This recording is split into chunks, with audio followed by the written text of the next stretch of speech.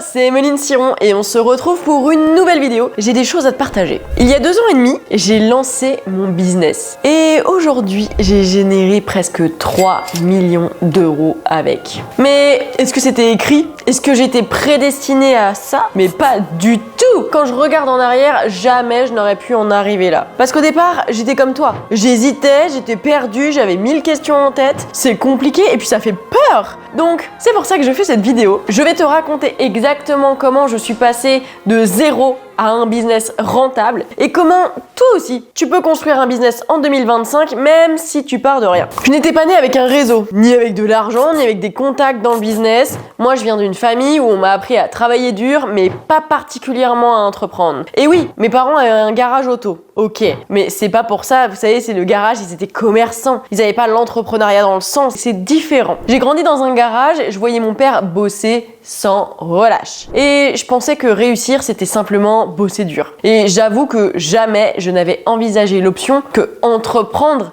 ça pouvait fonctionner. J'ai suivi un parcours plutôt classique et je vous avoue que mes parents, ils ont tellement bossé dans leur vie. J'étais petite et je leur disais, moi, de toute façon, plus tard, je veux pas être comme vous.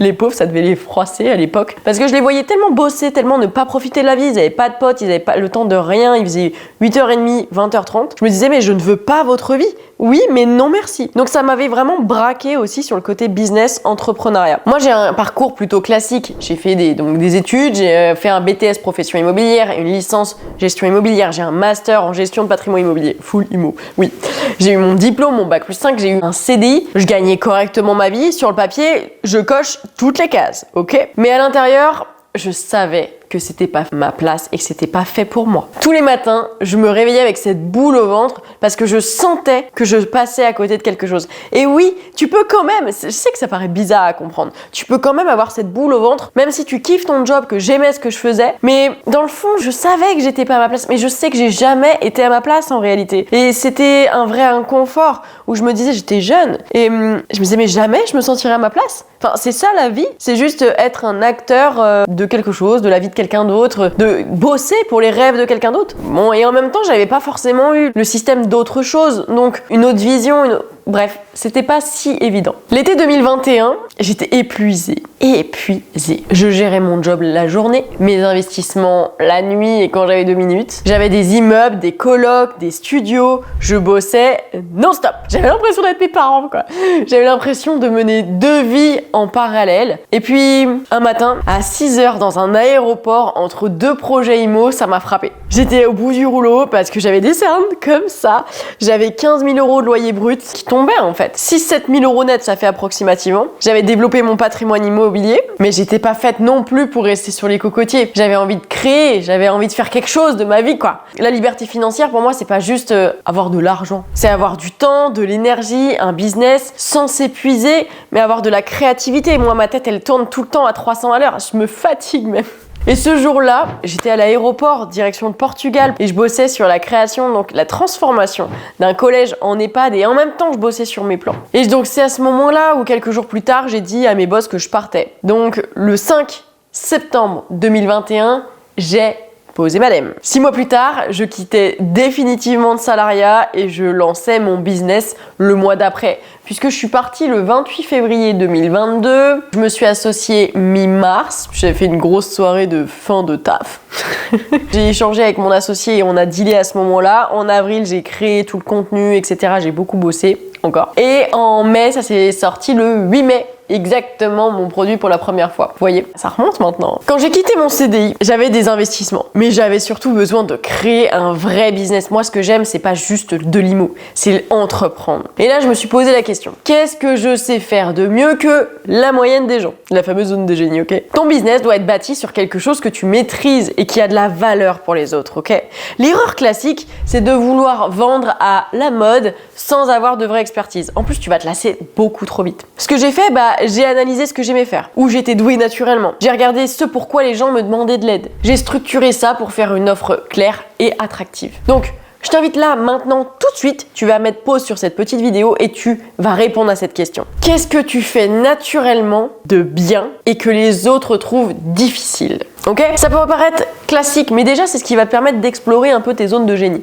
Je vous donne des petits exemples comme ça. Par exemple, ça peut être quelqu'un, moi je sais que j'ai un peu la main verte, des gens qui viennent et qui disent ah mais toutes tes plantes chez toi elles sont trop belles. Et non, ce n'est pas juste parce que j'ai un appart bien orienté. Elles sont trop belles, t'en prends soin, t'as la main verte, etc., etc. Moi toutes les miennes elles meurent tout le temps, c'est chiant, j'aimerais trop avoir des belles plantes chez moi. Vous voyez? Alors je dirais pas que moi j'ai une énorme zone de génie dessus, mais j'ai la main verte. Ok, ça peut être des choses à explorer. Vous avez des gens qui cuisinent excellemment bien, des gens qui cuisinent la cuisine italienne. On pousse. Ok, mais t'as un vrai talent en cuisine italienne. Vous voyez, c'est quelque chose que vous faites mieux que quelqu'un d'autre, que les gens adorent et qui se disent ah ouais, moi j'aimerais bien savoir faire les pastas comme toi ou faire les pizzas comme toi, ce genre de choses là. Vous voyez? Donc vous vous rendez compte des petites zones de génie à l'un à l'autre. Vous en avez qui sont extrêmement doués sur Excel ou sur Notion. Vous voyez, ce genre de truc. Donc là, on explore un peu sa zone de génie. Et puis, là, je vais te donner les 3 piliers d'un business qui fonctionne. Déjà, on va avoir le point numéro 1, c'est une offre qui vend une transformation. Personne ne veut acheter uniquement un produit. Les gens veulent une solution à leurs problèmes. On veut pas acheter, vous voyez, moi quand je vends par exemple, moi mon produit, je vends pas une formation IMO. Non. C'est pas très glam. Je vois aussi à quel point les gens vont réussir à se projeter, à quel point ils vont pouvoir se projeter en étant propriétaires, en signant chez le notaire, à quel point ils vont pouvoir dégager de l'argent, enrichir leur patrimoine, ils vont pouvoir faire plaisir à leurs enfants. Vous voyez, c'est cette transformation-là, c'est une image mentale qui est extrêmement puissante. Point numéro 2, un système d'acquisition client qui fonctionne. Les réseaux sociaux, ça a totalement changé ma vie. Si personne ne te connaît, personne ne t'achète. Ou alors, ça va te coûter beaucoup plus cher en pub, etc., etc.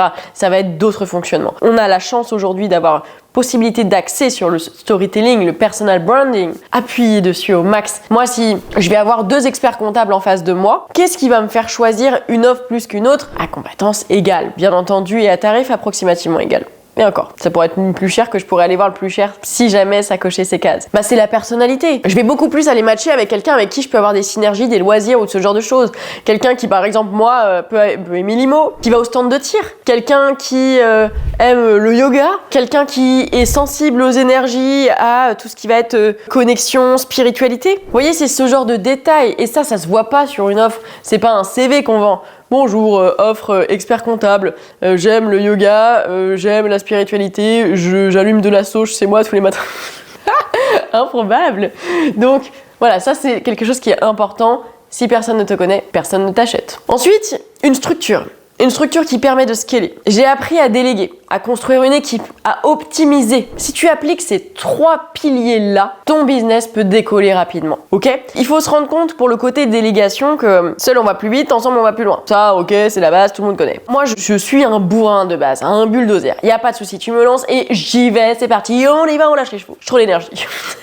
Par contre, ensuite, il faut structurer. Il y a besoin de personnes, on a des compétences les uns les autres. Moi, je préfère recruter des gens qui sont bien meilleurs que moi dans X domaine. Je ne veux pas être la tête de gondole qui vient dominer tout le monde. Ça serait complètement con. Je préfère naturellement avoir des gens meilleurs que moi en vente, dans l'assistanat, dans le community management, etc. Moi, j'apporte une vision, je tire les chevaux, j'y vais, j'ai mes propres compétences sur mes domaines, mais par contre, j'ai besoin de m'entourer de personnes qui sont compétentes. Et structurer une équipe, ça va vraiment avec. Dans 6 mois, ta vie peut être totalement différente. Si tu appliques ces éléments-là, si tu appliques ce que j'ai appris, dans 6 mois, tu vas pouvoir avoir une offre claire qui attire naturellement les clients. Tu vas pouvoir générer tes premiers revenus et être rentable. Parce que l'idée, c'est quand même pas de monter une boîte pour que ça soit une pompe à cash et que tu mettes tout ton argent dedans et que ça ne te rapporte rien. C'est pas du tout mon sentiment de la vie, ok? Tu vas pouvoir également être visible sur les réseaux et devenir une référence dans ton domaine. Tu vas pouvoir avoir un business qui commence à tourner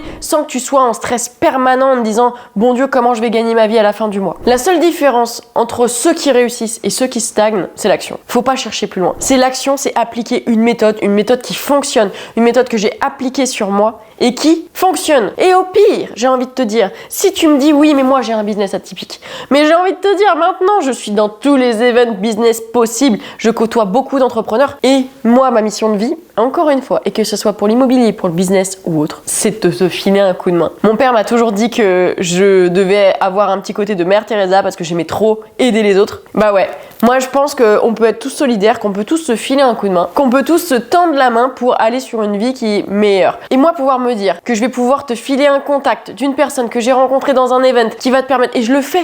Vous voyez là carrément, j'ai rencontré une personne qui cherchait à lever 200 000 euros pour son business. C'était pas du tout mon modèle éco, je ne pouvais pas mettre d'argent là-dedans. C'était de la deep tech, etc., de la sécurité, RGPD. C'est pas mon domaine, mais je mets en relation et j'ai reçu un petit message tout à l'heure qui m'a dit waouh, merci 1000 fois, ça va changer beaucoup de choses. J'ai récupéré mes fonds. Ok, cool. Vous voyez, c'est ce genre de choses. Et moi, ça me donne le smile parce que on est là aussi pour se filer un coup de main. Donc, n'hésitez pas dans ces moments-là aussi. L'idée, c'est que je puisse vous aider. Il y a 2 ans et demi, j'aurais pu continuer. J'aurais pu continuer à hésiter, à attendre le bon moment. Mais ce jour-là, j'ai osé réussir à dire stop, je vais bosser pour moi et pour mes propres rêves. Bah aujourd'hui, c'est ton tour. C'est ton tour, j'espère que cette vidéo, elle t'aura plu. J'espère qu'elle t'aura inspiré. Là, je fais un webinaire pour lancer une formation sur l'entrepreneuriat que j'ai fait, qui est une formation complète de 30 heures sur le business, où je vais vous expliquer déjà comment trouver votre zone de génie, comment réussir à l'établir vraiment ce que vous aimez, comment vous allez pouvoir monétiser. On va parler également des offres, comment arriver à vendre une transformation et pas uniquement un produit. Vous allez également avoir tout ce qui va être sur de la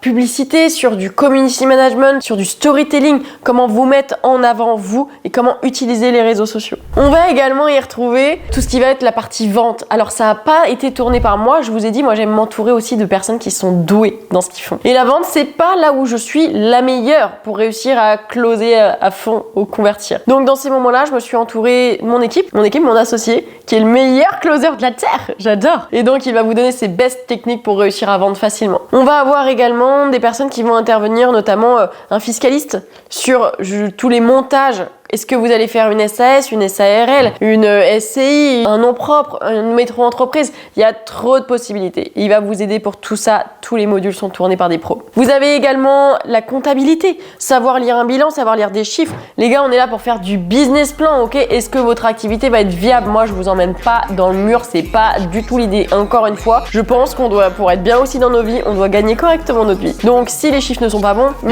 on fera autre chose, ok? Donc voilà, vous allez retrouver beaucoup de contenu dedans. Je compte sur vous. N'hésitez pas, inscrivez-vous, posez-moi des questions et on se retrouve pour une prochaine vidéo.